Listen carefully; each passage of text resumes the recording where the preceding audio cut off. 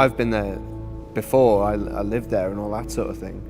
And I really wanted to take somebody else, anybody that would listen to Japan, and show them what was going on so that they could really understand it. You know, it's a different thing when someone says to you like, oh yeah, this is what it's all about, this is how good everybody is, and everyone goes, yeah, you know, we've all seen the videos. But when you stood there, when you stood on the wall of a circuit, or you know, stood on the curbing at a street and the car's coming past you, you know, some horrific speed, like that is the moment when it goes click. Oh, say goodbye. I'm gonna say goodbye. Oh, say goodbye. I'm gonna say goodbye. Oh, say goodbye.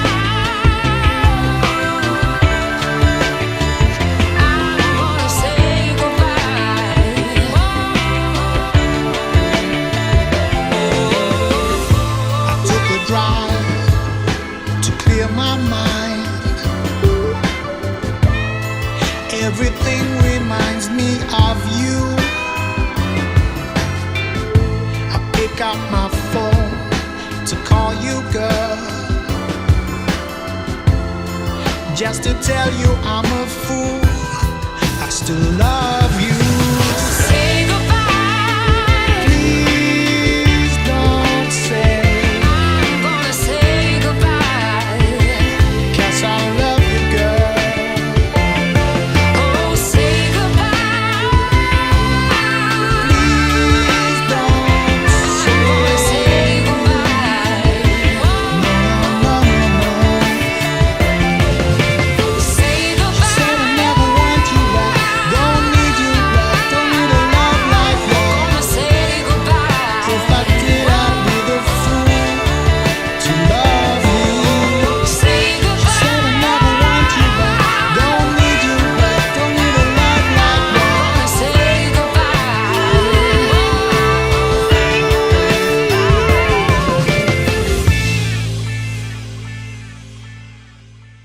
When we arrived there, you know, seen so many videos of drifting footage from Japan, and in a way, I secretly hoped that it was every bit of those, as good as those videos, you know, portrayed it as being. Turns out I wasn't really disappointed. We've seen so much, we've seen videos, we've been watching DVDs for years. You know, that's the stuff that got us interested in drifting in the first place. But we've never been there. So we went to have a look and see what goes down there.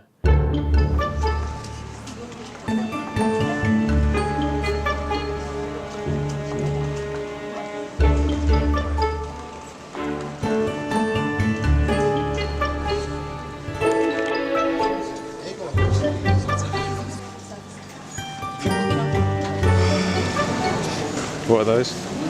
Travel passes for the Shinkansen for everybody. They're dollars, yo. Does that cover us for the trip? This is the price. One pass. It's my grubby fingernail.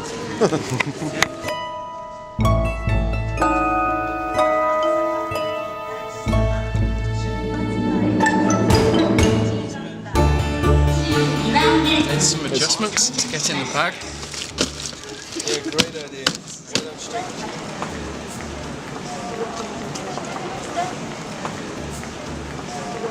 You've already got room in the bag for Al's. Perfect. I got off the plane and I went straight and did this. Nicotine patches aren't that good. Then I dropped my bag down a massive escalator, being a smart ass. Like that. There's a camera on. It's like, oh yeah, I know about Japan. You can put your cart down the escalator. Yeah, you have to put your bag behind the guard, otherwise it falls.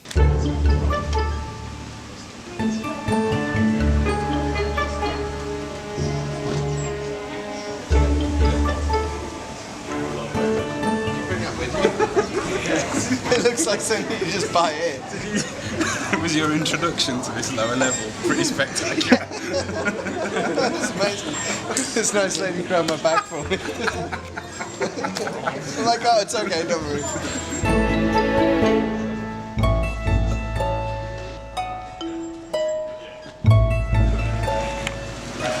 It's like hot peach tea, do you want? Peach tea with cinnamon? Cold tea. Fish tea, yeah. Fish tea. Let's have fish tea. It's actually fish tea. You didn't want cow piss water. I think it's fish tea, yeah.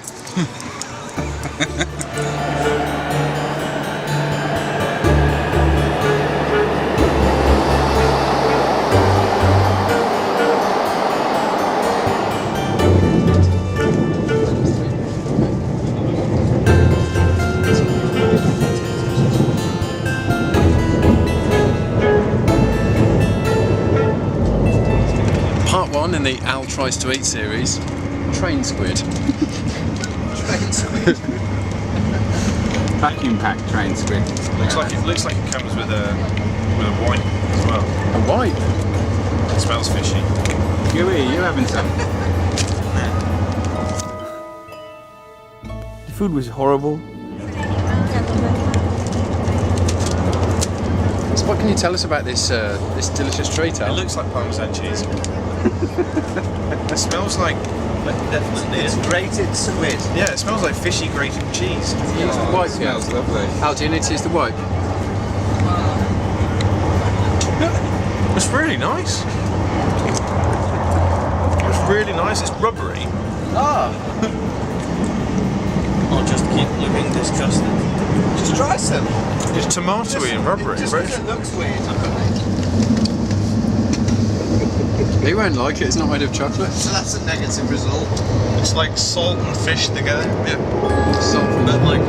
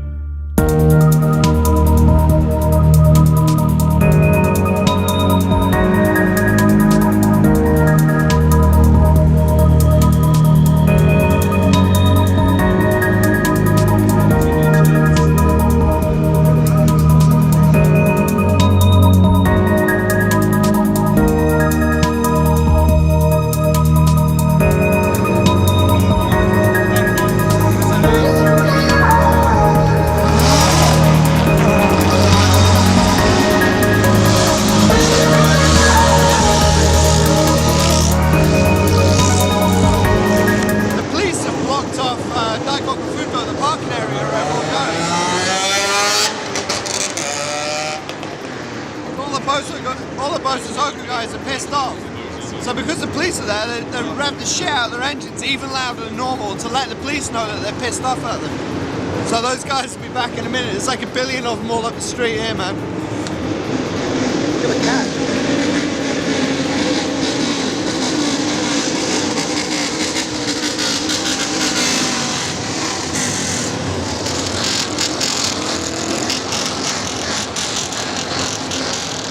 One shitload of boats home one place. That's cool as fuck.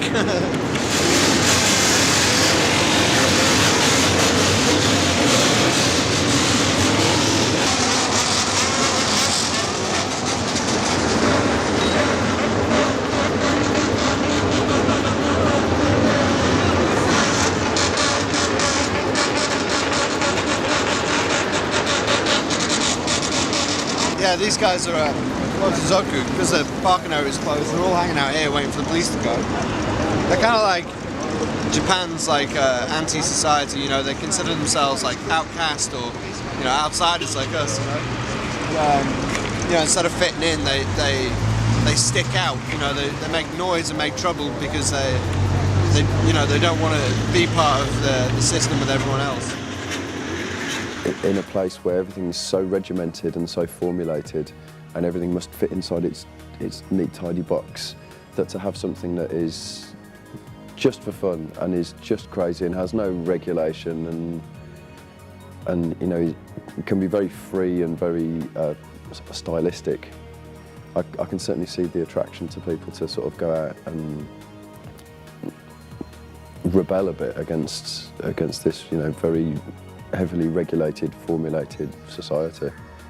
The Bosuzoku guys are all in, you know, in a team. The team has a leader. The team has, you know, the second place guy. You know, the right hand man, left hand, whatever you want to call them. But there's a structure there.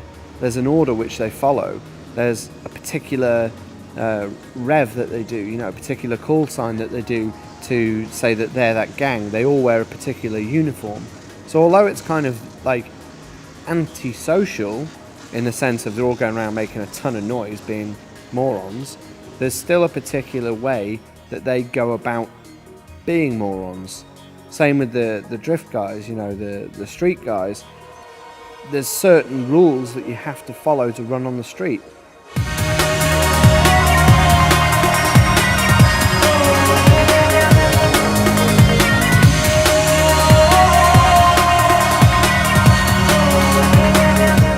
We tried to go out and find some toge, some street drifting, without very much success. A bit disappointing for the first night.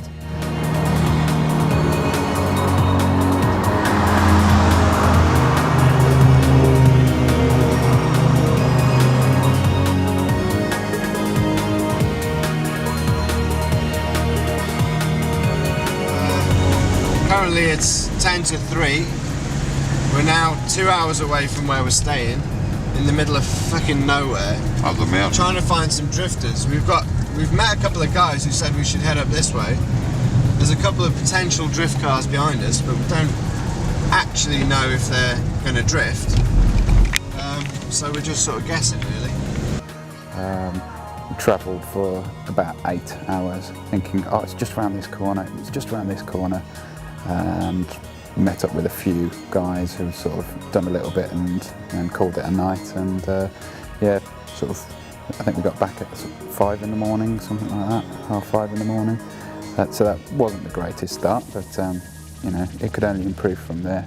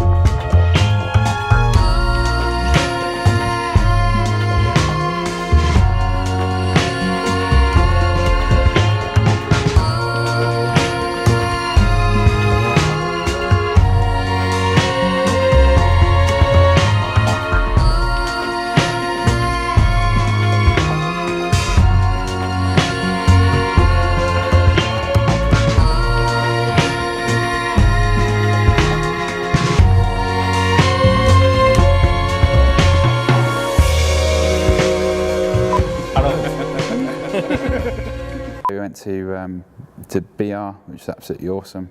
Met up with Thimai-san, who's a super friendly guy. Really loves what he does as well. Builds these insane drift cars for Tezuka to drive.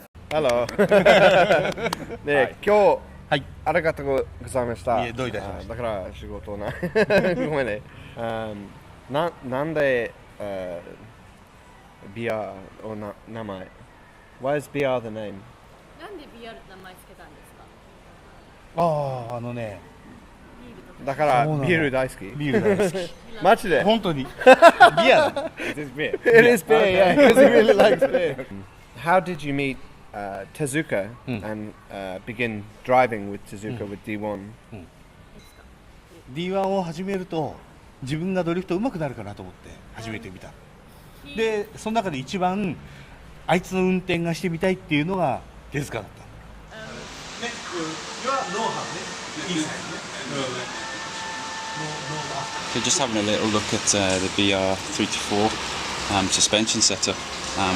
It's converted to McPherson strut like we've done on Driftworks R32 as well. It's got GP Sports knuckles. I think they've been modified a little bit for strength. Standard lower arms lengthened, about 25-30 mil by the looks of it. Pretty standard trick, keeping the good standard ball joints. And an interesting brace here as well, which is pretty cool. Other modifications which are a bit harder to spot are the rack has been moved forward. Again, another trick that we're used to in the UK now. He's done a really nice job of it, and it looks like probably 25-30 mil move forward, I think. This is a brace I think normally found on the S15, again converted for a little bit more rigidity at the front here. And yeah, it's all just done to a really high standard.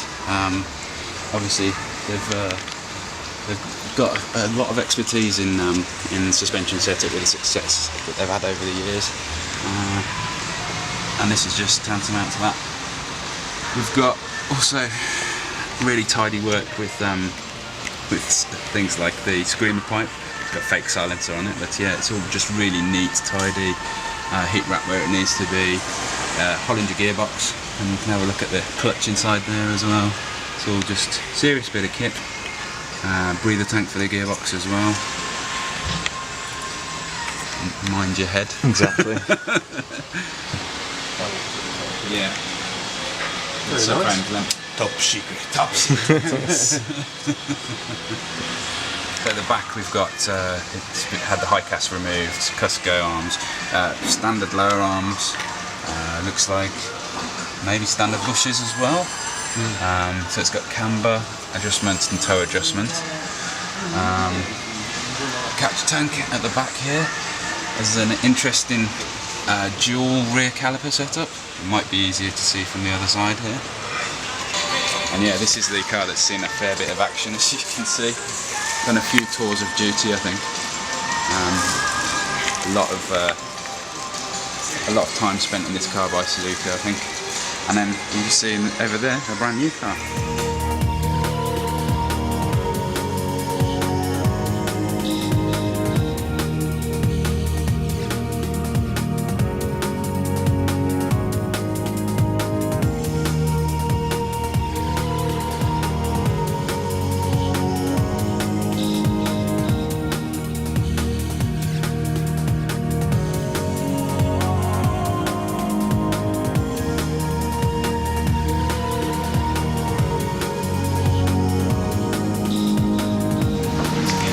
Super clean in here, I'm scared to touch anything. Yeah, got T04Z HKS turbo, GTR setup, I'm guessing 680 horsepower, but run at low boost I think most of the time, 1.4 bar. The previous car was converted to McPherson strut. This retains Skyline double wishbone front suspension, so the suspension is the standard setup. Yeah, we've seen this on some of the older cars. It's like an anti-stall, if you like. So when the car goes to extreme angles, the idea is that the wind's hitting here. And it means that in theory it should be more difficult to go beyond 90 degrees. So it gives a bit more stability and pulls you back in line. That's the idea anyway.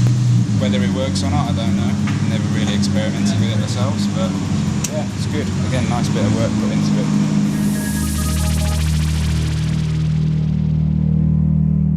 So passionate about his garage, his place. He showed us a few little secret things that we're not allowed to put on film and things like that. He really, really loves it.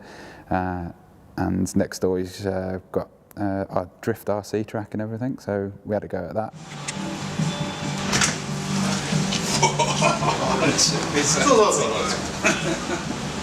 Cool. Hey. Cool, man. Let's race. Yeah, man. So we have a race. Good. Just looking at the professional cars with their milled alloy wheels and their adjustable chassis and their bearings, and just amazing. Mitto, drift course upstairs. What? There's a drift one upstairs.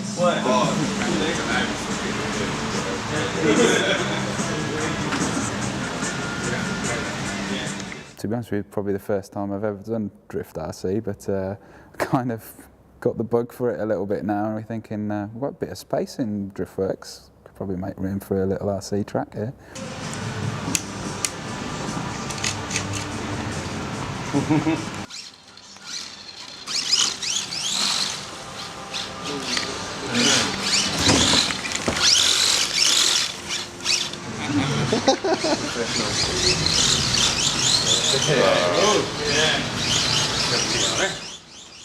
Over there, it's, you know, it's kind of funny. Like you can just choose anything you want to do.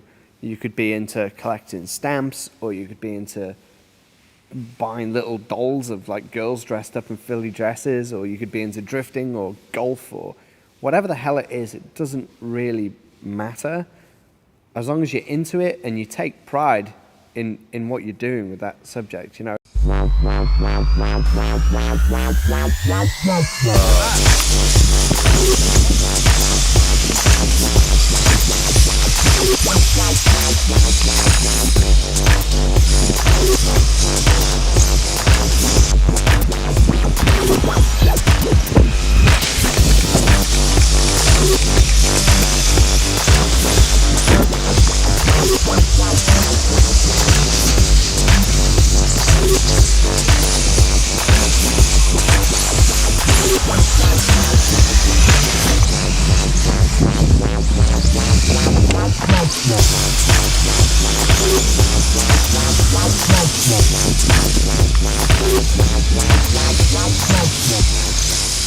You know, if you see an old guy like 65, 70 years old playing with a radio controlled car here, like drifting it round, you're gonna look at him and you go, that guy's a weirdo. He's just hanging around because there's kids here, you know? And that doesn't happen in Japan. They look at that old guy and go, oh look, he's having fun. I go and talk to him. I wonder if what he's doing is fun. Whether or not, can I do it? Can I have fun too? You know, like, they don't look at it and go, oh, he's hanging around where kids are, playing with his remote control car, he must be a pedo.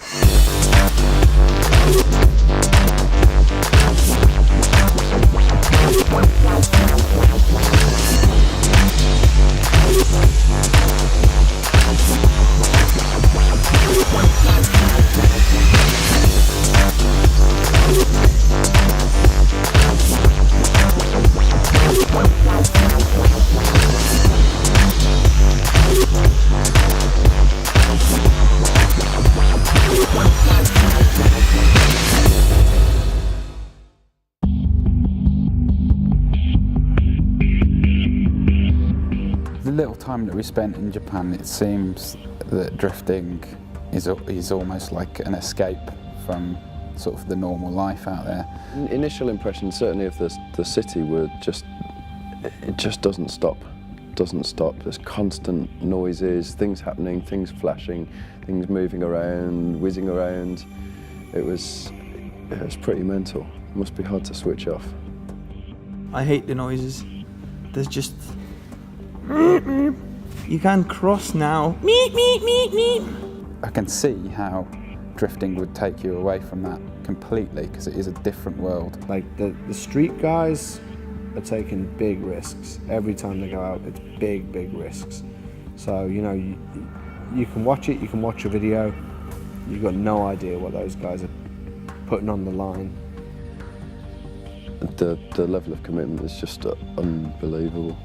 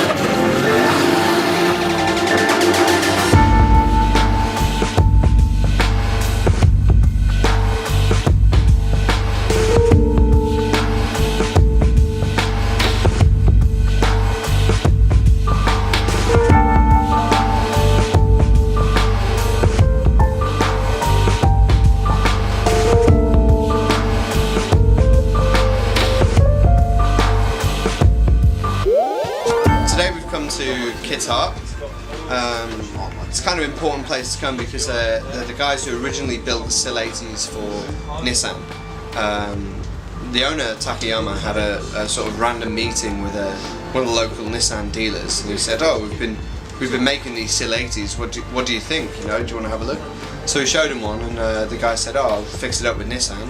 They made a deal, and then they made, I think it was 500 cars for Nissan.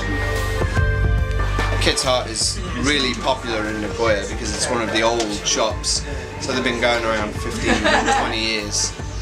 Takayama loves cars, he still loves doing it.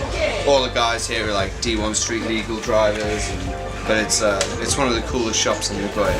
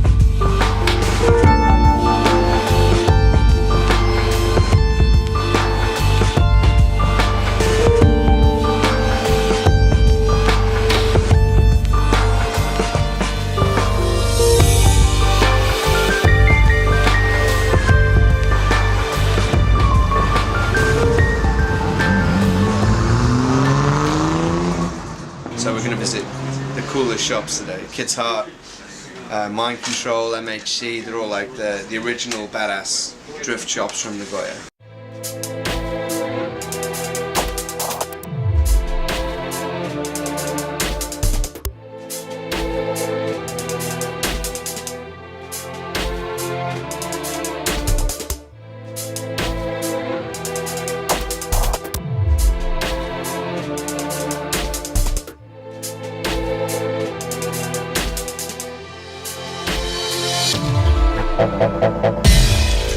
Okay, now we've turned up at a place called MCR Factory, which is Mind Control Racing Factory. Mind Control is pretty much the most badass team in IG. So these guys are the best on the street. They're D1 Street legal drivers, they're MSC drivers. Yokoi, who's just walking around behind me, is the guy who runs the place, and he's right up there with everybody. In Japan, Yokoi is one of the biggest up-and-coming drivers now, so he's kind of like the same as Nakamura, Saito Daigo. He's one of those guys. As you can see, the place is full of ridiculous cars. There's 4 or 5 more like sort of D1 spec cars just sat outside, just making for customers and people who like the style. These guys are really famous for paint jobs as well. Yokoi's a really good painter, so we'll show you around some of his artwork if you like.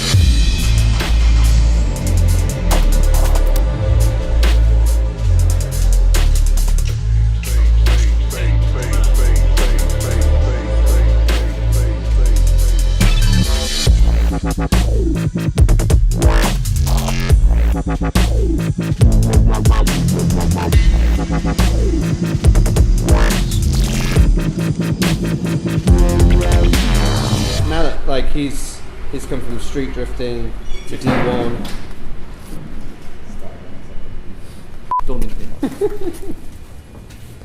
Does he know why all the drift team names are always in English?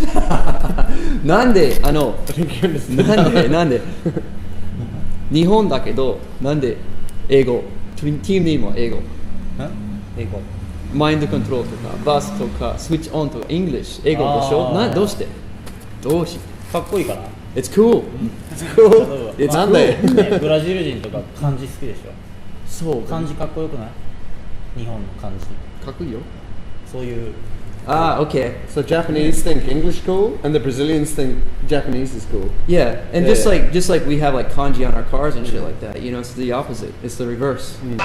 Yeah, so we finally figured out the vending machines. It's simple.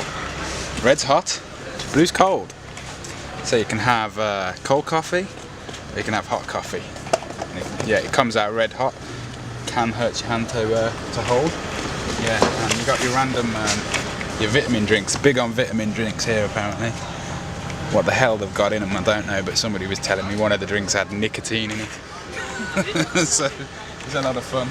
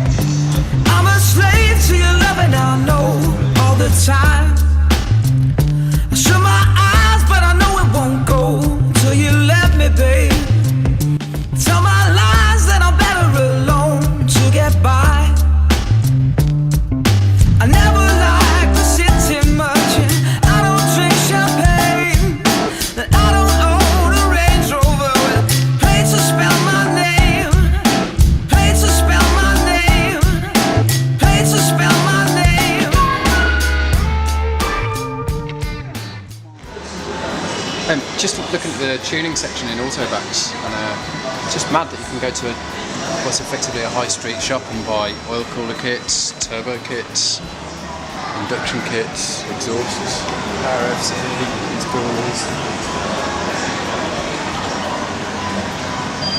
I think I'll have the Lancer Evolution tuning step menu with fries, please. And Phil, what do you want? Phil, what menu do you want? Do you want the Swift Sports tuning menu?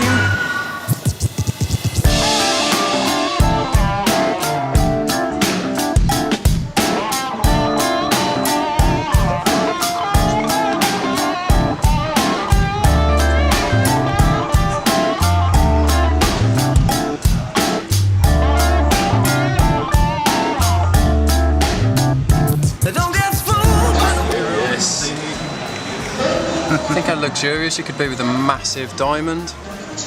You've got diamonds of every... Look, fries holder. Fries holder. Luxury potato holder. It's all here. I've seen it all. You've got your potato holder, you're there, you've made it. I might have to buy a luxury potato holder. But isn't... A luxury potato holder? Isn't that like 30 quid? Yeah, but it's luxury. Yeah, but isn't that like 30 quid? That's more than 30 quid. Yeah, no, it's 30. It's about like 30. It's a lot of money for a potato holder.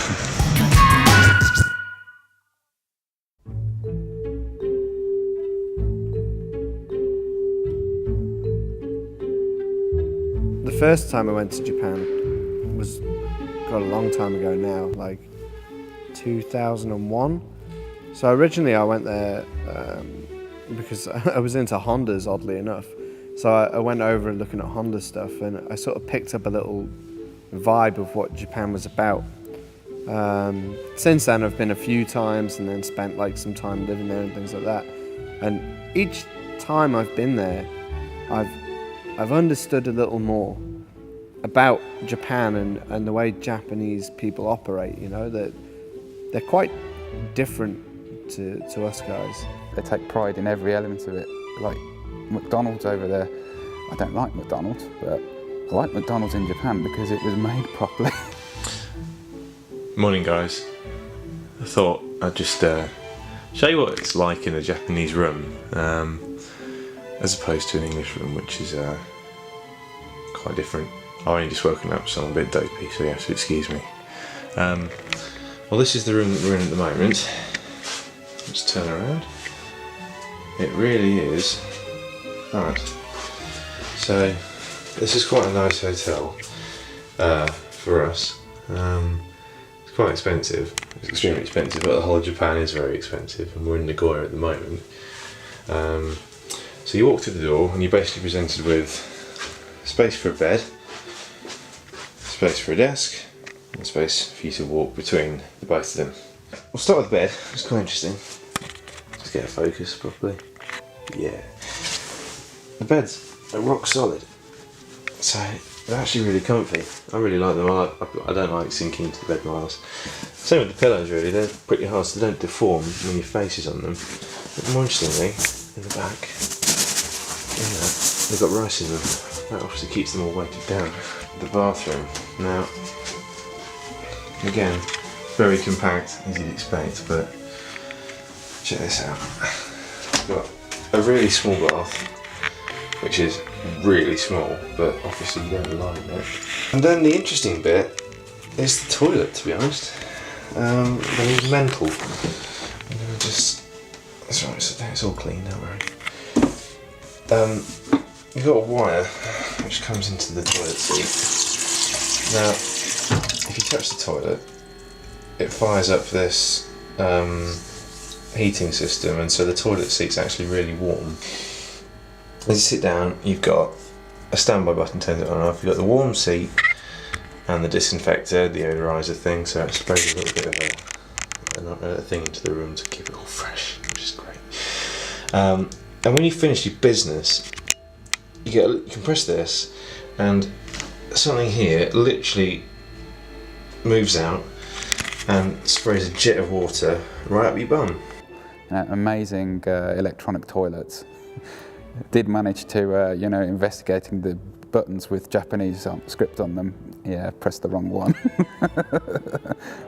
It kind of fired a load of water at my face. So the Japanese approach to anything, no matter how much of a menial task it might be, is that you should do it to the best of your ability. For example, you have guys in Japan that make cups of tea professionally. I mean, I could profess to do the same, but the level in Japan is obviously way, way higher. It's a level of excellence in everything that you do, based solely on a sense of pride in your accomplishment. The general way of life out there is really different. When people are doing their job, they're very proud to be doing their job, so it doesn't matter what it is. If they're working in a convenience store, for instance, we saw lots of people there. They welcome you to come in genuinely, not like America where you feel like they're being forced into saying, "Hi, welcome." And the Japanese apply that to everything. They apply that to the drifting as well, you know. They want to achieve that level of perfection. So because they push that way in every aspect of their life, if they choose something to do it, they do it 100%. That's what they're committed to, you know. So they'll go and they'll push and they'll try and achieve this perfection, really.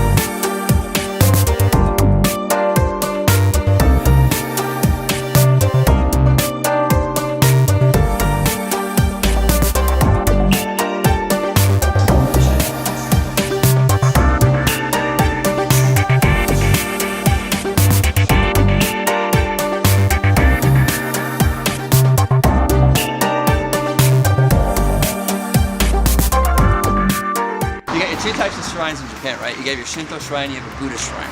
Okay, Buddhism is based off of like, you know, the chakras and everything and, you know, reincarnation. Shintoism is more about the different gods that create it. It's kind of like Greek, you know, the different gods and everything. So it's like, even some of the shrines have like their special own like specialties. Like for example, there's a special shrine you go to for business purposes. Like, oh, I want to have good luck with my business. So I'm gonna go to this shrine up in northern Japan. It's a long drive from where I live, but really the main purpose behind the shrine was to get away from everything and go through a journey to where you can actually walk and kind of contemplate stuff, and you have like ideas where it's more introspective. That's what I've read about it. So.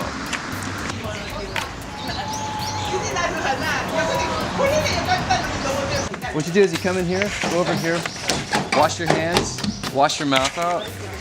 But you wash your left hand first because your right hand's the last. There's some order they do it in. I don't know exactly. Wash your mouth out. Then come over here. Throw your money into ring the bell first. This rope goes up to a bell. Ring the bell to get the attention of the gods. Throw your money into the whatever you call it, into the box. Clap, pray, and then say thank you, bow, turn around, leave, and that's how everyone does it.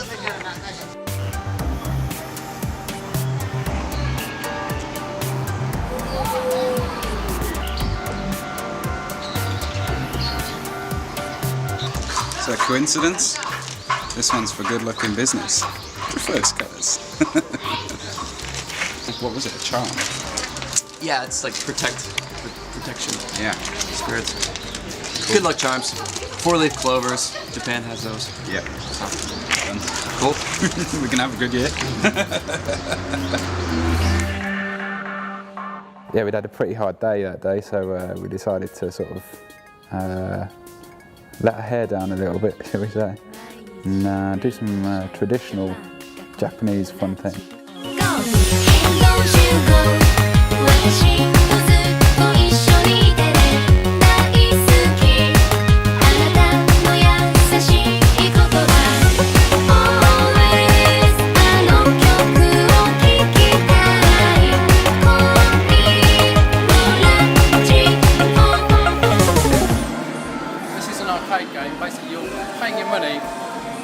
To win your chance to potentially get a bowl of potatoes.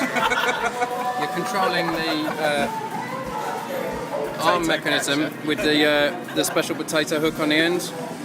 There's a little string on the potato bowls, and this really is the height of the application of technology. How much does it cost to win a potato? More than a bag of potatoes, I think. I think it's about. This is around about 80p per chance to win. Probably 20p's worth of potatoes. It's at least 20p. We had sushi and a fair bit of beer, I must say. 33 beers. That's £150 worth of beer. All the way, When did that? That's basically 4 people. I blame him. Because all he was saying was, more beer, more beer. And then they come. There it is. 33 beers. 33? 33 beers. 13,000 yen. We've never drunk 13 beers. 33 beers? 13 beers? 33? Who said 33 beers?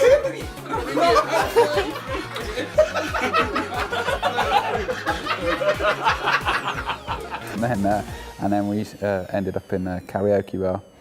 Yeah, pretty amazing place, and some pretty amazing things happened that night, a lot of which I can't remember, and I imagine some of which will be stuff that I don't want to see on film. Japanese karaoke.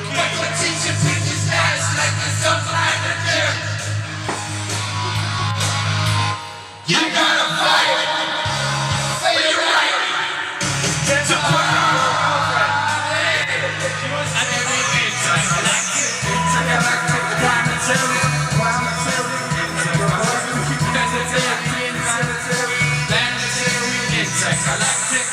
Listen, if you're missing y'all,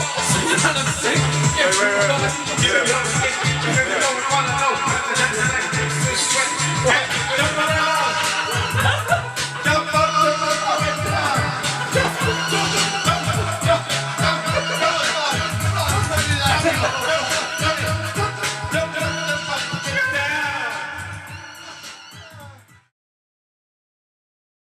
went and met Shane from K-Tours and picked up a couple of drift cars. So for the second half of our tour, we did most of that from Sylvia's, Skylines, a couple of nice little K cars. Hello, so it's 8:30 in the morning. It's quite cold, and today we've come to Bihoku Highlands. So we're in the absolute backwards ass end of nowhere, and the place is gnarly. And what else have we done today? Oh yeah, I kicked everybody's ass in this stupid little 600cc K car.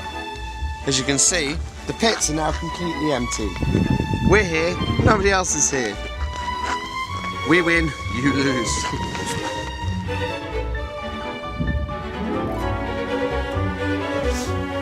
Right, so Bihoku, it looks quite small on videos, but as you can see, the track is actually quite wide and quite long, so you can get quite a speed up sort of thing.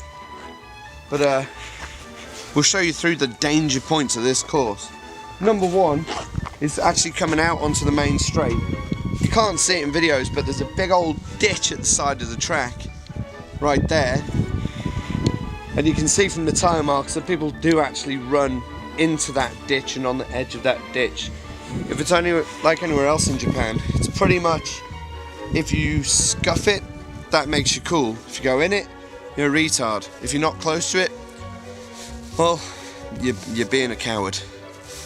So that's danger point 1 of, well, pretty much 50, but I'm going to go through 3. So let's go to the next one. So, I am the clipping point on the fastest part of the course. Basically, see these lines behind me, taking a nice big sort of high-speed arc straight through here. But if you look straight and you see the lines that way, that's what happens if you fuck it up. So basically the idea is you've got to touch these with the front bumper, change direction fast enough that you don't go into the hill, and then make it round that part of the course. So the clipping point is danger zone 2. This is probably the worst one on the whole course. This is one I look at and go, that's kind of scary, because this is also, I don't know if you can really see it on video, that's level right here, and that's sort of kinked. So if it catches you, it wants you to go the wrong way. Danger point 2. Next! So, welcome to danger point 3. Basically, you've managed to miss the tyres on the horrifically gnarly corner with bumps all over it. You've managed not to crash into that bank, and you've managed to sort of get to this point and stay sideways. Now what you've got to do is not touch these tyres or that big metal railing, which is actually the new safer version of Bihoku. The reality is that tyres like this grab the back of your car, dig into the ground, and then love to flip you over. So you've got to kind of miss those. But danger point 3 is kind of massive, because if you just manage to make it past these stupid tyres, then there is, well, I guess actually I'm going to call it the safety zone. So 3 danger zones, 1 safety. The safety is that big lump of gravel and sponge over there. So if you've kind of like made it round all the gnarliest bits, but you're going a bit too fast, at least it's nice and soft to slow you down a bit.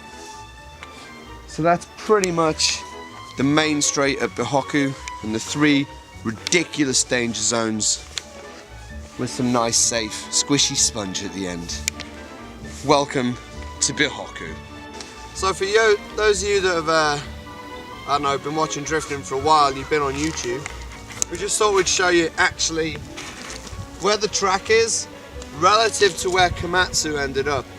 So if you've seen the video of the car coming up Bihoku, hits the bank, woof, goes to the top of the bank. He got that high. That's why everybody was so shocked. So yeah, that used to be the danger zone, but now it's, well, it's kind of worse, to be honest. So yeah, well done Komatsu, you got really high. there seems to be a big difference between the driving style of the guys in Japan and what we do generally in competition in Europe. In that competition in Europe and the States as well, I guess, seems to revolve around having very powerful cars with loads of grip, big tyres, big sticky tyres, and it's about accelerating into the drift and accelerating through the corners, really reliant on power, big smoky peel-outs and huge big power slides. Whereas the stuff in Japan seemed to predominantly be about going in absolutely as fast as you can and slowing down through the drift. They seem to push the boundaries quite far and quite hard. For instance, the pit wall at the end of Bihoku Main Straight is used as a clipping point. It's actually a transition point, if you like. You aim for it with the front of the car and literally split millisecond after you've gone past with the front, you're in transition to go hard up against a really dangerous tyre wall on the left-hand side. And I think with tracks like that, it's just all about using everything that you can and pushing it to the extreme. What happened to you last night? Some fucking Aussie bastard decided to pry me with fucking beer. You can point at him, he is here. Where is he? That's a good point, where is he? I'm fresh as a daisy. Nothing happened last night. I am absolutely 100% A-OK. Now everyone knows you're a liar, because we've already done this to camera. Phil Morrison was smashed last night. He's going to struggle. So the day before yesterday, we were at Shane's workshop in Osaka, before we made ourselves deaf in this stupid truck. And we were discussing with Chunky Bai-san, one of the old school drift guys, one of the first guys running the wall at Mayhem, that type of stuff. And we were discussing the course with him, and he basically says that a low power car here is better, and that is because the course is kind of low grip. So when you come bailing out of the first corner, you run the wall, you try to miss the tyres and you flick in. As you flick in and come along sort of this section from the clipping point to the tyres, it's actually all off camber, so it's all falling away. So what happens is, I've used myself as a demonstration, you come into the corner, throw it out there, and then the butt of the car sits down. So the car's like this. So what happens when it's off camber is the rear wheels are spinning and spinning and spinning and doing nothing. So the trick to this course is to be able to get the car to grip again, get traction, and get yourself out off that off-camber piece. If you make it out of that, then you'll make it round the corner. But, I don't know, looks like nothing. I can rock it all day. Or not.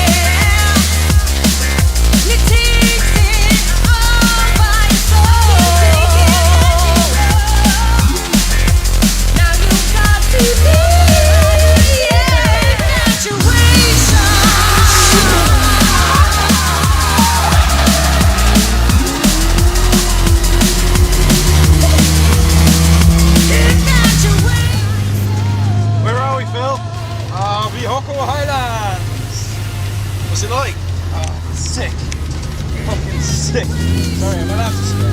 Yes, it's fucking sick.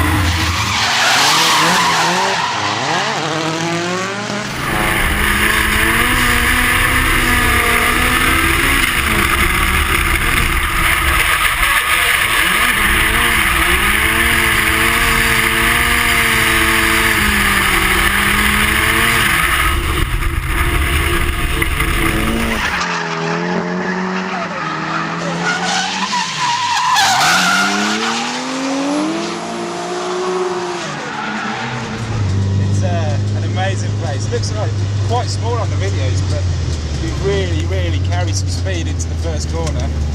We're just doing a little warm up, get some heat in the front tyres, and then we're going to try and have a go with it.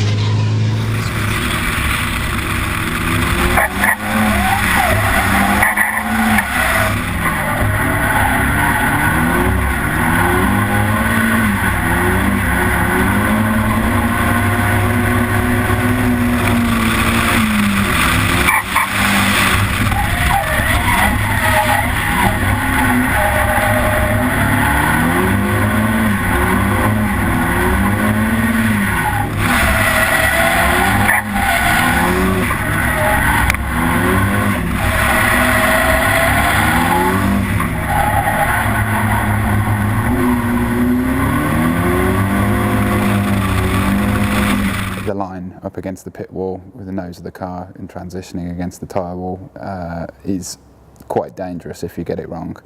So I've built my confidence up, had it dialed 2 or 3 times, was pushing faster and faster then, and yeah, had one rather big moment that reminded me that this is a borrowed car and if you bend it you have to buy it. And with the exchange rate at the moment, that wasn't a particularly desirable thing to think about doing.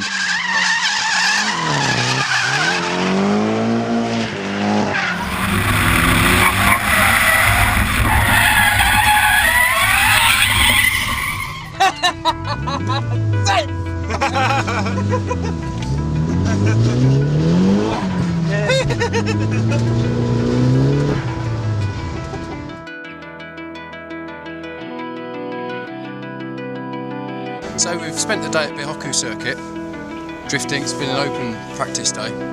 Anyone who wants to can come along and drift. It's really cheap, really chilled out. There's not even a marshal here.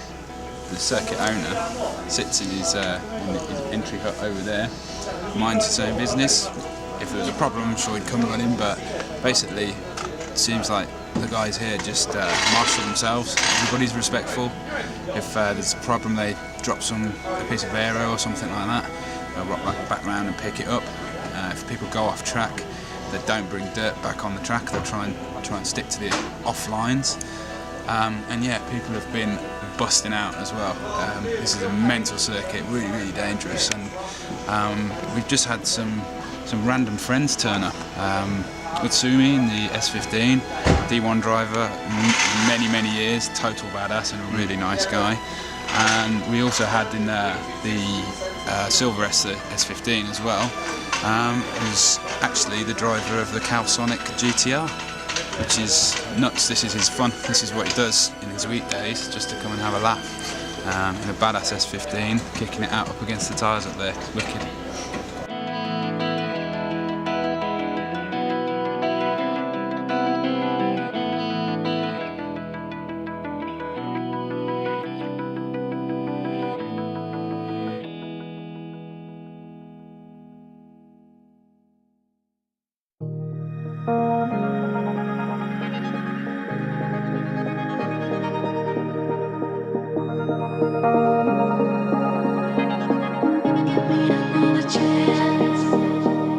We've now come to V Factory. It's up there. These are the guys that are currently leading D1 Street Legal. That's correct, isn't it? I think so, yeah. That's as Japanese standards go, it's massive. I mean, that's the other end, way, way, way down there, where that weird red and yellow thing is. And that's like a big office down there. Literally, it's all Nissan. A hell of a lot of C35 parts. Laurel.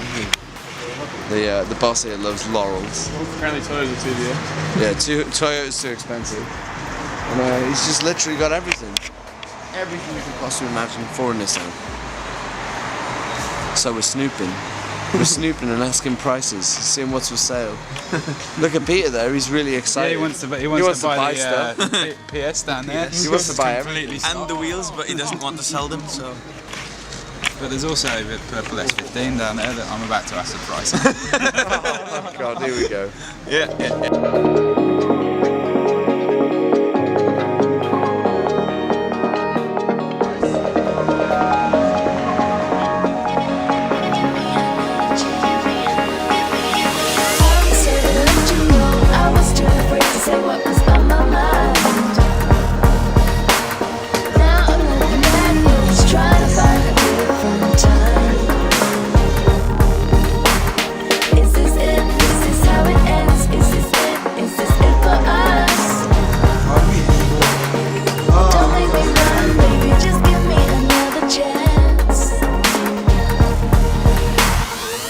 In Japan. Can I start with anything but in Japan? In Japan, it's pretty easy to get into drifting there, as long as you've got some kind of link to it. You can make a hell of a lot of, like most people in England now, at least, and you know, most people, I mean, I lived in Holland a while, so I know most people in Holland have a rough idea what drifting is. When you say drifting, they don't think you mean wandering from town to town. You know, they understand it's something to do with being stupid in cars, you know? In Japan, if you're not linked to it somehow, you can live your whole life without knowing anything about drifting, without knowing anything about cars. Like, I mean, I could actually believe that you could have a person in Japan that because they'd never seen golf, they just wouldn't think it ever existed, that someone would hit a ball with a stick. I was too afraid to say what was on my mind. Now I'm looking backwards, trying to find a different time. We're randomly on our way from, where have we been? We've been to Hiroshima and we've been to V Factory, which is local to Osaka. It's in Kobe, which is very close. We stopped in the services to get a bit of a Starbucks and a muffin or whatever. And randomly, there's a bunch of K cars turned up. They're all tuned out to the max. And they've been having a big meeting up the street, and a couple of the guys drift, and these are like the second cars that they like to mess around with. So this is really popular in Japan because these cars are so cheap to run. They're all 660cc, so they're really tiny little 3-cylinder engines. So they're really cheap to run, they're really cheap to insure, they're really cheap to get. Well, they call it shaken, we call it MOT, so whatever you call it, to make it road legal. And yeah, this is the in thing right now. K-style cars. I was too afraid to say what was on my mind. Now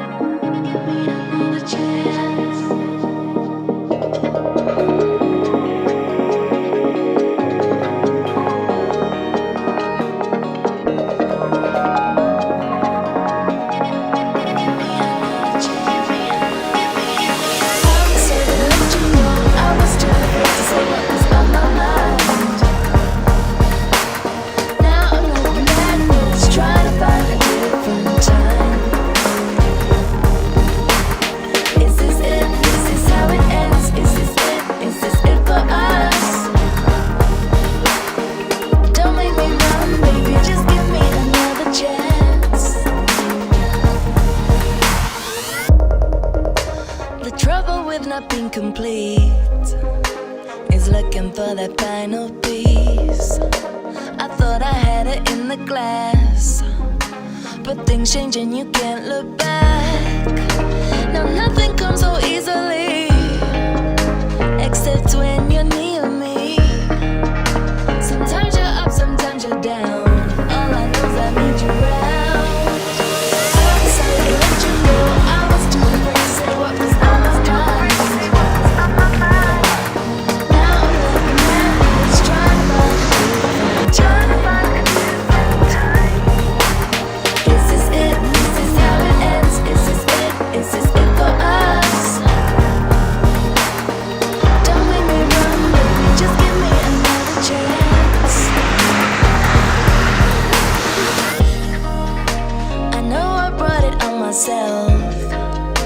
But situations haven't helped.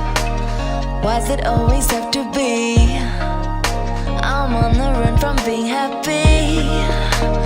When you're winning all the time, you accidentally cross the line.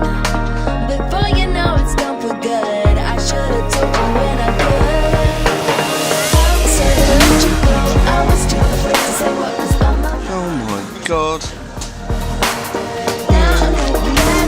Try to find a different time. Is this it? Is this how it ends? Is this it? Is this it for us? Don't make me run, baby, just give me another chance.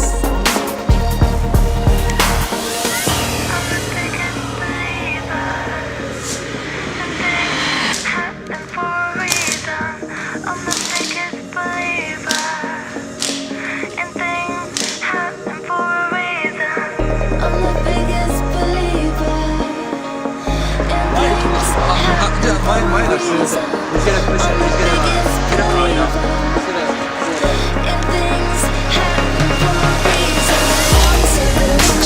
I was too afraid to say what was on my mind. Now I'm looking backwards, trying to find a different time. Is this it? Is this how it ends? Is this it? Is this it for us? Just give me another chance. My boy dream just came true.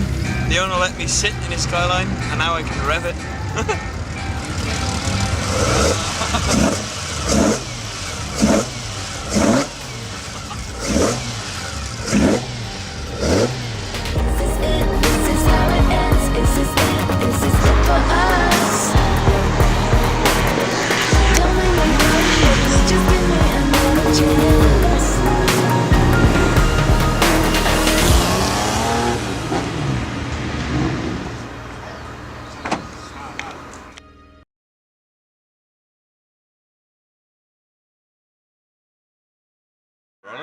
We're rolling. Okay, basically we've just rocked up to Suzuka Twin after a 2-hour journey, 2 or 3 hours. At least. And basically we've got an hour left to blast out on the track and run the cars in, and we're going to see if it's been a waste of time or not. There's a guy from Kids Heart who we saw earlier in the week, who's got an awesome S15. He's on his last set of tyres already, so he's going to go out in a second. We're going to hopefully film it.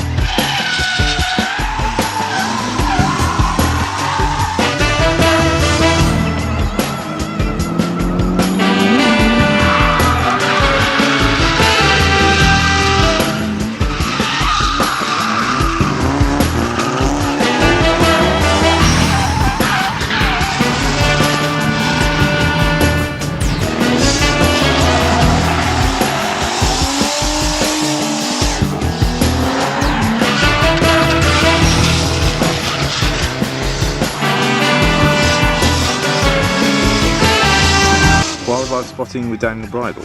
I'm going to poke the crap out of it. Why to move? Maybe it's dead. I don't know. Have you considered this? No. Let's try a rock. But I'm scared though, because if it's Japan and it's got loads of spikes and it's yellow.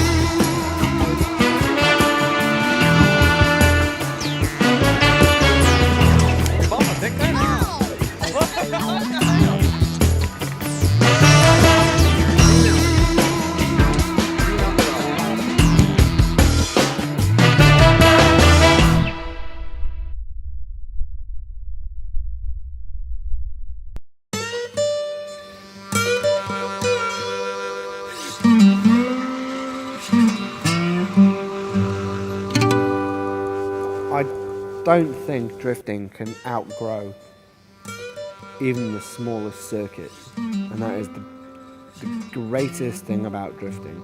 You don't have to be in 6th gear doing 180 miles an hour on some suicide D1 run, you know. You don't have to have a 900 horsepower LS1 V8 bloody Formula D car.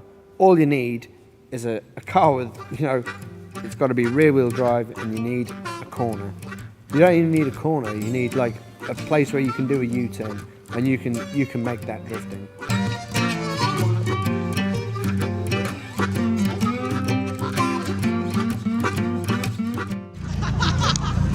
Okay, so it's our last day in Japan, and we've landed at the mother of all tracks, Mayhan Sportsland.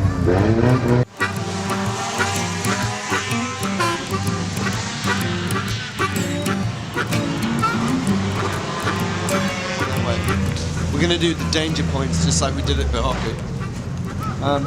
Pretty much the same deal. The guy's a sadist, and he actually likes to see people break their cars. So, yeah.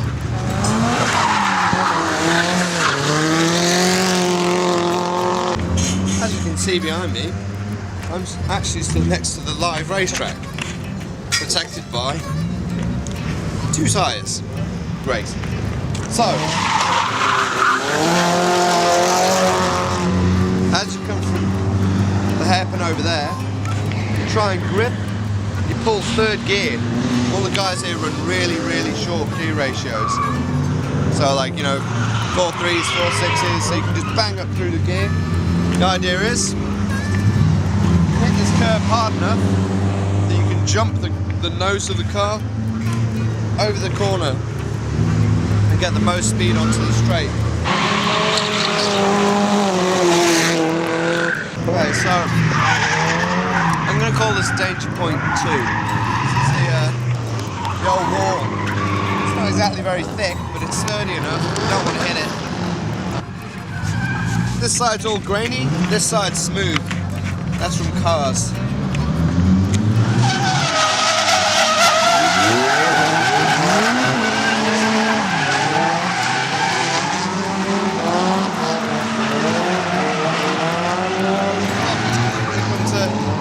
Actually my favourite part of the course, because because it looks like it's made of mud, but that's all actually rubber dust. It's concrete under there, so that's all rubber dust. And then you got these tyres. Japan loves tyres for protection. What they had to do is grab the cars and roll them over.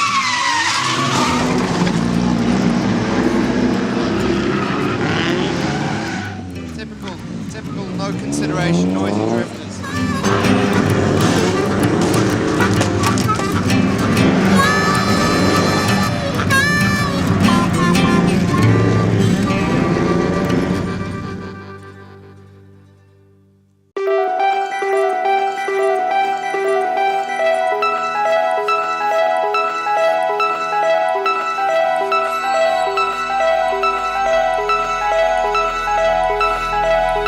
Come with me. I will show you another world.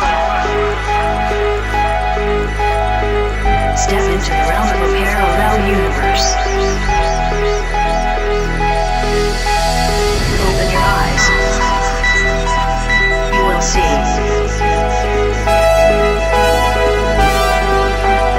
Traveling through space. Into another world.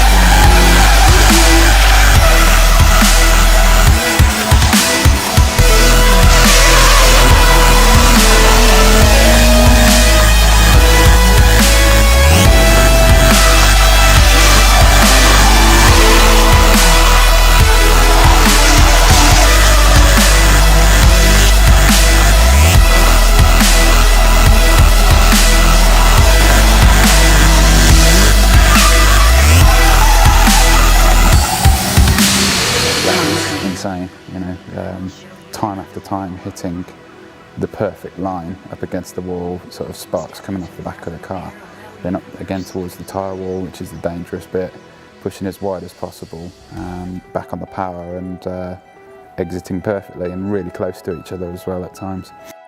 We had Mr. Nakamura turn up in a rather battered JZX 100 Chaser. Every panel gone, every headlight splashed, no rear lights, turned up with his kids in the car. and yeah, just went out and sounded like there was something wrong with the car. They were like, oh God, is it missing? Is it broken already? No, it just didn't have any fuel in it. He hadn't put any fuel in it at all, just carried on doing lap after lap after lap. So we donated some fuel to him actually, and he managed to get back out there. We managed to actually do some drifting with Nakamura. I actually managed to follow him in a few times, and he followed me as well. That was probably one of the more scary things, because I'd seen him give the guys a few bumps in that car.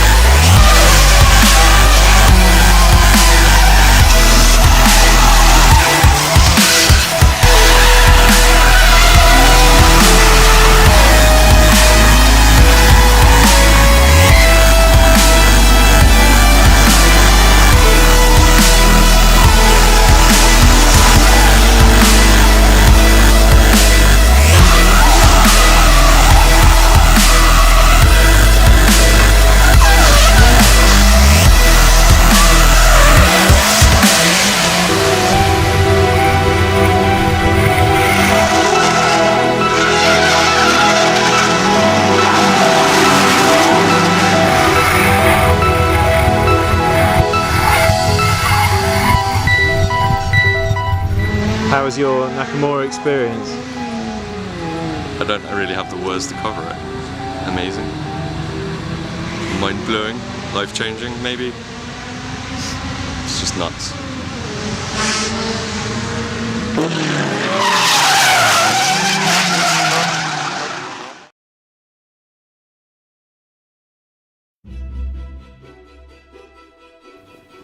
What I'd like people to take from the Outsiders DVD is that when people are out there having fun, they're having fun. It's just, there's nothing more to it. They're just having a laugh.